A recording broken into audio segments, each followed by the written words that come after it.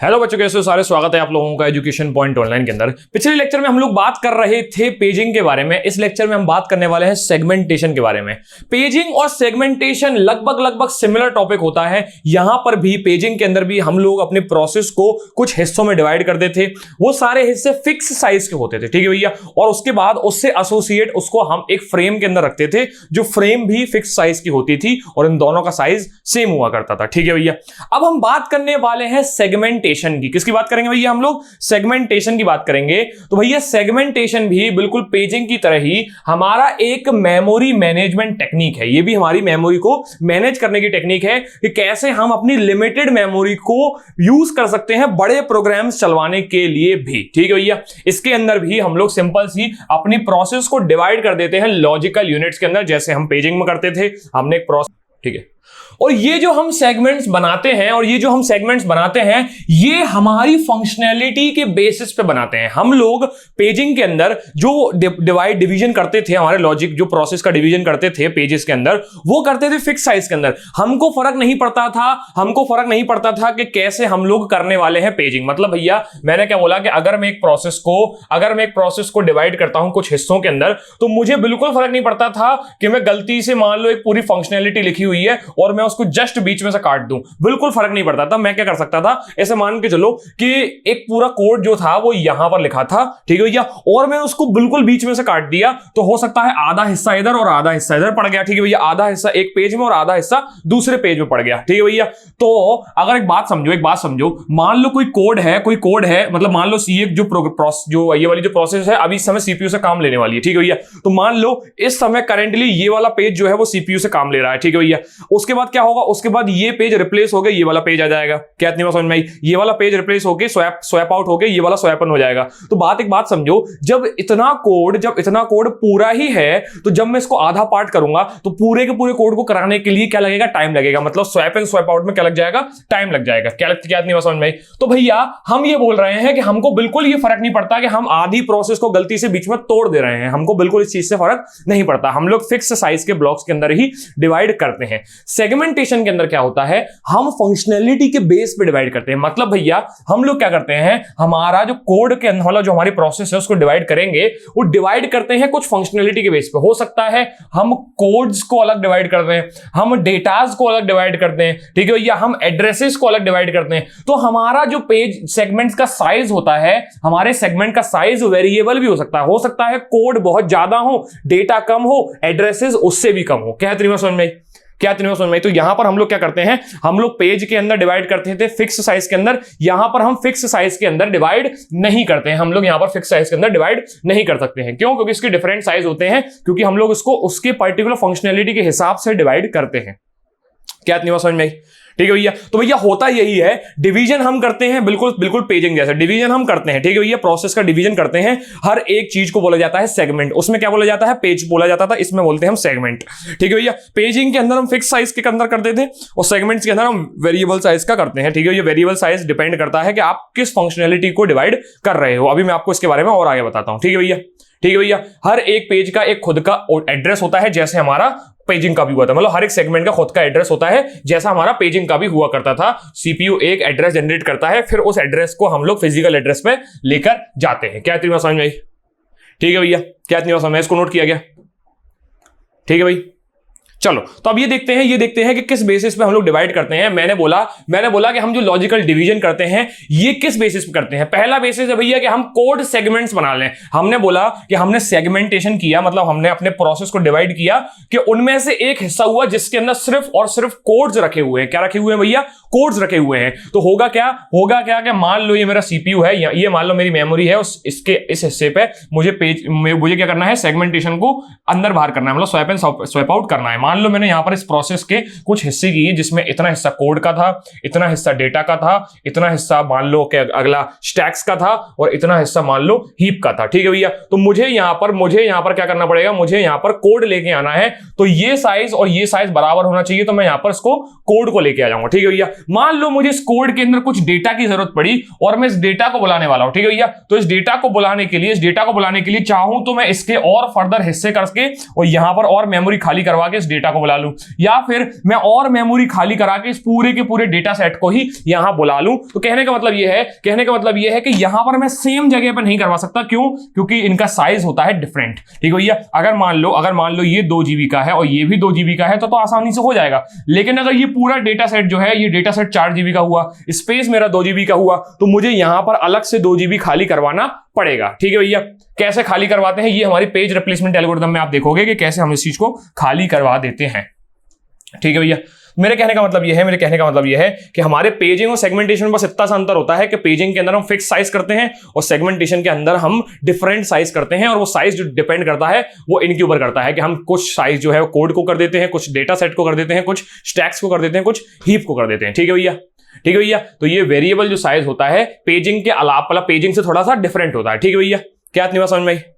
ठीक है भैया, ये डिपेंड करता है कि हम स्टोर क्या कर रहे हैं। ये जो सेगमेंट का साइज है ये डिपेंड करता है कि हम स्टोर क्या कर रहे हैं। पर पेज के अंदर क्या होता था, हमको कुछ फर्क नहीं पड़ता था कि हम क्या स्टोर कर रहे हैं। हम चाहे तो कोड को भी बीच में से डिवाइड कर सकते थे और चाहे तो डेटा को भी कर सकते थे। ठीक है भैया, हो सकता था कि मान लो ऐसा हो सकता था कि अगर मैं पेजिंग की बात कर रहा हूं और मैंने यहां पर पेज को मान लो 4 हिस्से में डिवाइड कर दिया, तो मान लो इस हिस्से में code plus data plus heap एक साथ सारे हों। ऐसे ही अगर मैं इस पेज को डिवाइड करूंगा तो हो सकता है इस पेज के अंदर डेटा, कोड और हीप, स्टैक सब कुछ हो। तो जब मैं इसको रिप्लेस करूंगा तो हो सकता है एक पर्टिकुलर पेज के अंदर डेटा सेगमेंट्स, कोड सेगमेंट्स और हीप और स्टैक सेगमेंट्स सब कुछ एक साथ आ सकता है। ठीक है भैया, ठीक है। पर यहां पर जब मैं सेगमेंट्स में इसको तोड़ूंगा तो सेगमेंट के अंदर मैं कोड को अलग रखूंगा, डेटा को अलग रखूंगा और मेरे स्टैक और हीप को अलग अलग रखूंगा। क्या इतनी बात समझ में आई?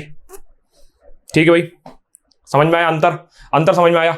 ठीक भैया, तो एक्चुअली इसके अंदर एड्रेसिंग होती कैसे है? मैंने बोला जैसे हमारी पेजिंग के अंदर एक लॉजिकल एड्रेस बनाया जाता था जिसके अंदर पेज नंबर और ऑफसेट हुआ करता था। ठीक है भैया, ऑफसेट हुआ करता था, पेज और ऑफसेट। यहां पर हमारा नहीं होता, यहां पर होता है हमारा सेगमेंट नंबर और ऑफसेट। क्या होता है भैया? सेगमेंट नंबर और ऑफसेट। सेगमेंट नंबर क्या डिसाइड करता है? सेगमेंट नंबर ये डिसाइड करता है कि मेरे फ्रेम्स के अंदर कैसा होने वाला। जैसे पेज के अंदर क्या होता था, पेज नंबर क्या डिसाइड करता था? पेज नंबर ये डिसाइड करता था कि पेज टेबल के अंदर पर्टिकुलर फ्रेम नंबर मुझे कैसे मिलेगा। मैंने क्या बोला था भैया? सिंपल सी बात है, मैंने क्या बोला था, यहां पर मेरी पेज आएंगे, पेज के अंदर से क्या होगा, मुझे एक लॉजिकल एड्रेस डिसाइड होगा। इस लॉजिकल एड्रेस में यहां पर पेज नंबर होगा, यहां पर ऑफसेट होगा। ठीक है भैया, इससे मैं क्या ढूंढूंगा? इससे मैं ये ढूंढूंगा कि मेरे पर्टिकुलर पेज नंबर के एसोसिएट कौन सा फ्रेम नंबर है। ये फ्रेम नंबर और ये ऑफसेट, ये फ्रेम नंबर और ऑफसेट क्या बनता था मेरा? फ्रेम नंबर और ऑफसेट जो है ये अल्टीमेटली मुझे फिजिकल एड्रेस को डिराइव करता था। क्या ये होता था पेज के अंदर? मैंने क्या बोला कि ये था मेरा पेजिंग। यहां पर मैंने पेजिंग करी, प्रोसेस की।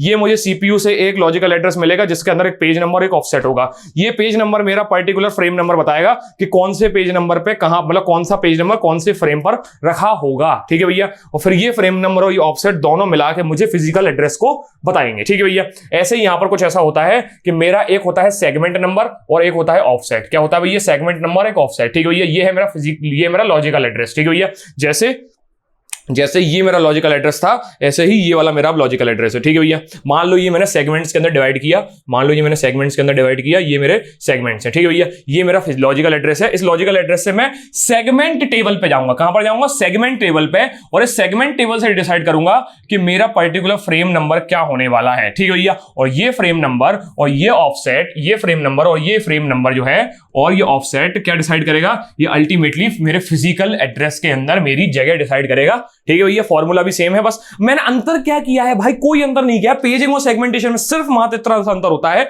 कि मैं जो डिवीजन करता हूं वो वेरिएबल करता हूं सेगमेंट्स के अंदर, बस बात खत्म। क्या इतनी बात समझ में?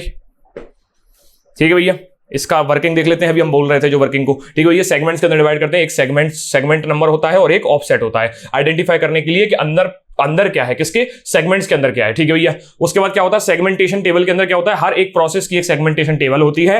हर एक सेगमेंटेशन टेबल पे एक एड्रेस होता है जिससे मैं फ्रेम नंबर डिसाइड करता हूं और उसकी लेंथ होती है कि कितनी से कितनी देर तक मुझे पढ़ना है। ठीक है भैया, मान के चलो अगर एक ही डेटा है तो वो मुझे वहीं रखा मिल जाएगा, लेकिन अगर डेटा की स्ट्रिंग है तो मुझे ये भी पता होना चाहिए कि मुझे इस पर्टिकुलर डेटा स्ट्रिंग में कितनी देर तक रीड और राइट करना है। ठीक है भैया, ये कहने का मतलब है बस। लेंथ भी आप मान के चलो जैसे मैंने पेज में बताया था बिल्कुल सेम टू सेम वैसा ही है। ठीक है भैया, बस अंतर ये होता है पेज और सेगमेंटेशन के अंदर कि पेज जो होते हैं वो सेम साइज के होते हैं, सेगमेंटेशन डिफरेंट साइज के होते हैं। ठीक है भैया, नोट किया गया? ठीक है भैया, नोट किया गया। एडवांटेज डिसएडवांटेज देख लेते हैं, उसके बाद मैं इसका डायग्राम आपको दिखा दूंगा। ठीक है भैया, सिंपल सी बात होती है कि हम चाहते हैं कि प्रोग्रामर्स को थोड़ा सा रहे, क्योंकि होता क्या है ना, जब भी हम लोग एक अच्छा कोड लिखने की बात करते हैं तो प्रोग्रामर जानबूझ के कुछ ऐसा लिखते हैं कोड्स के कोड अलग रहे, हीप अलग रहे, स्टैक अलग रहे, डेटा अलग रहे, ठीक है भैया, फंक्शनैलिटीज अलग रहे, राउटर्स अलग रहे। प्रोग्रामर कोड ऐसे ही लिखता है। ठीक है भैया, हम लोग बोलते हैं ना कि इंडस्ट्री लेवल कोड का क्या मतलब होता है। इंडस्ट्री लेवल कोड का ये मतलब होता है कि हम प्रोग्राम लिखते टाइम ही उसको मॉड्यूलर कर दें कि जब उसके सेगमेंटेशन होंगे तो ऑटोमेटिकली सेगमेंटेशन आराम से, कोड आराम से अलग हो जाएगा, डेटा आराम से अलग हो जाएगा, जो फंक्शनैलिटीज हैं, राउटर्स हैं, कंट्रोलर्स हैं, मेथड्स हैं, सब अपने आप अलग अलग हो जाएंगे। प्रोग्रामर कोड ऐसा ही लिखता है। ठीक है भैया, तो हम क्या बोलते हैं कि programs are naturally divided by code, data and stacks. ठीक है भैया, प्रोग्रामर क्या करता है, नेचुरली इस चीज को डिवाइड करके ही चलता है। ठीक है भैया, इससे प्रोटेक्शन आइसोलेशन भी हो जाती है। क्यों हो जाती है? क्योंकि भैया डेटा और मेरा जो कोड है वो अलग अलग चल रहा है, ना एक दूसरे से कोलैप्स कर रहा है, ना एक दूसरे के बीच में टांग अड़ा रहा है। ठीक है भैया, क्या इतनी बात समझ में आई? इससे मैं कोड शेयर भी कर सकता हूं। एक बात समझो, मान लो कोई दूसरी प्रोसेस जो है मेरे वाले, मतलब मेरी वाली प्रोसेस के, मतलब मेरे दोस्त की जो प्रोसेस है वो मेरे वाली प्रोसेस के कोड को यूज करना चाहती है। अब जब मैं अलग ही नहीं कर पाऊंगा तो मैं उसको भेजूंगा कैसे? मैंने बोला कि भैया इस कोड को मुझे रीयूजेबल करना है, बार बार रीयूज करना है। मैं चाहता हूं कि ये जो कोड है ये 100 लोगों के सिर पे लाल कलर पोतने वाला, कुछ भी ऐसा मान के चलो यार, एक मान के चलो, एक छोटा सा आदमी है कि मैंने बोला कि यहाँ पर 100 लोग खड़े हुए हैं, यहाँ पर 100 लोग खड़े हुए हैं। ठीक है भैया, ये 100 लोग खड़े हुए हैं। ठीक है भैया, हो सकता है ये किसी फैक्ट्री के कन्वेयर बेल्ट हो और ये कोड जो है वो इस कोड यहां से लाल रंग टपकाएगा, ये लाल रंग टपकाएगा और सबके मुंह पर लाल रंग पोता जाएगा। ठीक है भैया, क्या नहीं समझ में आई? अब ये जो कोड है, ये कोड जो है ये लाल रंग पोतने वाला है। ठीक है, ये लाल रंग पोतने वाला है। सिंपल सी बात समझना। अगर इसी कोड को मैं चाहूंगा हरे रंग पोतने से, तो क्या मैं इसको दोबारा लिखूं? भैया मुझे सिर्फ कलर डेटा अलग करना है। मुझे जो डेटा है वो कलर का इस समय रेड है, बस मुझे इस रेड को हटा के क्या कर देना है, ग्रीन कर देना है। ठीक है भैया, तो होगा क्या, सेम कोड के अंदर डेटा अलग हो जाएगा। बस ये लेमन एग्जांपल है। ठीक है भैया, रियल लाइफ के अंदर भी ऐसा होता है कि मैं बस कोड को सेम रखता हूं, डेटा सेट्स को डिफरेंट कर देता हूं। तो यहां पर मैंने डेटा रीयूजेबिलिटी के अंदर रखा कि डेटा बार बार रीयूज हो रहा है। ठीक है भैया, कोड भी रीयूज हो रहा है। क्यों? क्योंकि सेम कोड रेड के लिए भी, सेम कोड ग्रीन के लिए भी, सेम कोड ब्राउन के लिए और अलग अलग कलर के अंदर लगाया जा रहा है। कहने का मतलब यह है।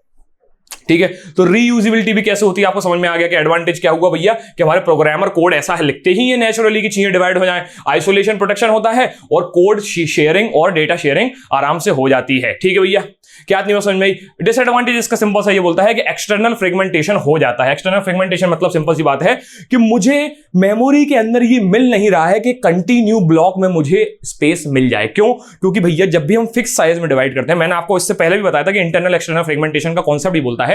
इंटरनल फ्रेगमेंटेशन का मतलब जब आप फिक्स साइज के ब्लॉक्स के अंदर डिवाइड करोगे तो इंटरनल फ्रेगमेंटेशन आएगा, और जब आप वेरिएबल साइज के हिसाब से डिवाइड करोगे, रन टाइम पे साइज डिसाइड करोगे, तो एक्सटर्नल फ्रेगमेंटेशन आएगा। तो यहां पर सेगमेंटेशन के अंदर हो यही रहा है ना कि हम लोग रन टाइम पे डिसाइड कर रहे हैं कि किसको हमको डेटा देना है, कितना हमको कोड देना है, कितना हमको स्टैक देना है, कितना हीप देना है। तो यहां पर एक्सटर्नल फ्रेगमेंटेशन आ जाता है। क्या आ जाता है भैया? External fragmentation. ठीक है भैया, और जब हम कोड लिखते टाइम ही चीजों को अलग अलग कर रहे होते हैं तो चीजें थोड़ी सी कॉम्प्लेक्स हो जाती हैं। क्या हो जाती है भैया? कॉम्प्लेक्स हो जाती है। ठीक है भैया, तो उसके अंदर एलोकेट कराना, मैनेज कराना वेरिएबल साइज को, ठीक है भैया, ये थोड़ी सी चीजें, मतलब साइज जो है वो डिसाइड करना थोड़ा सा कॉम्प्लेक्स हो जाता है। ठीक है भैया, नोट किया क्या इसको? नोट किया क्या? स्क्रीनशॉट नोट करना एक ही बात है भाई, मैं आपको फोर्स नहीं करूंगा कि आप बिल्कुल नोट ही करो। मैं इस डायग्राम को और दिखा देता हूं आपको कि जैसे आपने पेज का एक डायग्राम देखा, पेज का जो डायग्राम देखा उस हिसाब से यहां पर सेगमेंट्स का भी एक डायग्राम होता है। यहां पर देख सकते हो आप सेगमेंट्स के वेरिएबल साइज हैं। ये मेन सेगमेंट है, ये सब सेगमेंट है, ये सब सेगमेंट नंबर 2 है। ठीक है भैया, इससे क्या होगा, एक लॉजिकल एड्रेस डिराइव होगा जिसके अंदर क्या होगा, सेगमेंट नंबर और ऑफसेट होगा। ये कहां जाएगा? पेज टेबल के पास जाएगा। ठीक है भैया, पेज टेबल के पास वो ये पूछेगा कि पर्टिकुलर सेगमेंट नंबर के अंदर कौन सा लिमिट है, मतलब बेसिकली कौन से बेस एड्रेस से मुझे कौन सा परमिशन। देखो यहां पर बहुत सारी चीजें होती हैं, यहां पर बहुत सारी चीजें होती हैं। मैं आपको बस एक बार दिखा देता हूं। देखो मैंने क्या बोला कि पेजिंग के अंदर क्या होता था, पेजिंग के अंदर मेरे पेज से एक लॉजिकल एड्रेस बनता था। वो लॉजिकल एड्रेस मुझे फ्रेम नंबर बताता था और फ्रेम नंबर और ऑफसेट मिला के मैं मेन मेमोरी तक पहुंच जाता था। ठीक है भैया, यहां पर हम एक बार ऐसा ही कुछ करके देखते हैं। यहां पर भी हम ऐसे कुछ करके देखते हैं। मैंने बोला कि मान लो मुझे ये पता चला कि सेगमेंट नंबर 0 पर मुझे बेस एड्रेस 300 पर जाना है। ठीक है भैया, सेगमेंट नंबर 0 से बेस एड्रेस 300 पर जाना है। ठीक है भैया, तो बेस एड्रेस 300 पर मैं पहुंच गया। मान के चलो कि ये मेरा लॉजिकल एड्रेस था जिसने मुझे बताया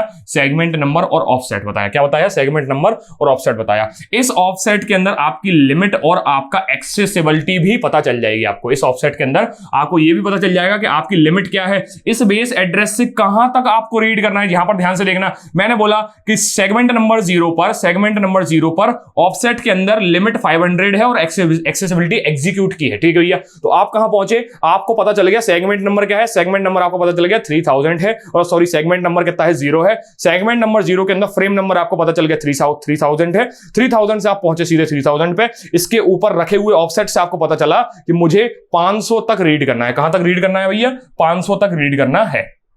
ठीक है, और 500 तक रीड करने के लिए मुझे क्या करना है? एग्जीक्यूट वाले परमिशन को इनेबल करना है। मतलब भैया हमको हो सकता है यहां पर एग्जीक्यूट के अलावा कोई और ऑप्शन दिया हो कि आपने बोला कि यार सेगमेंट नंबर 1 के बेस एड्रेस नंबर 4000 पे आपको 200 स्पेस तक रीड करना है। 4000 से 200 तक आपको रीड करना है, और आपको एग्जीक्यूट ना करते हुए सिर्फ रीड करना है, आपको पढ़ते हुए निकल जाना है। वहां पर आपको रन करने की परमिशन नहीं है। तो आपका ऑफसेट जो है, आपको दो चीजें प्रोवाइड करता है, एक लिमिट, ठीक है भैया, कहां तक जाना है और क्या करना है वहां जाता। ठीक है भैया, वहां जाते जाते आपको क्या क्या करना है? रीड करना है, राइट करना है, ठीक है भैया, एग्जीक्यूट करना है, ये सारी परमिशंस कहलाती हैं। ठीक है भैया, इस डायग्राम को नोट किया गया, बड़ा अच्छा डायग्राम है ये वाला।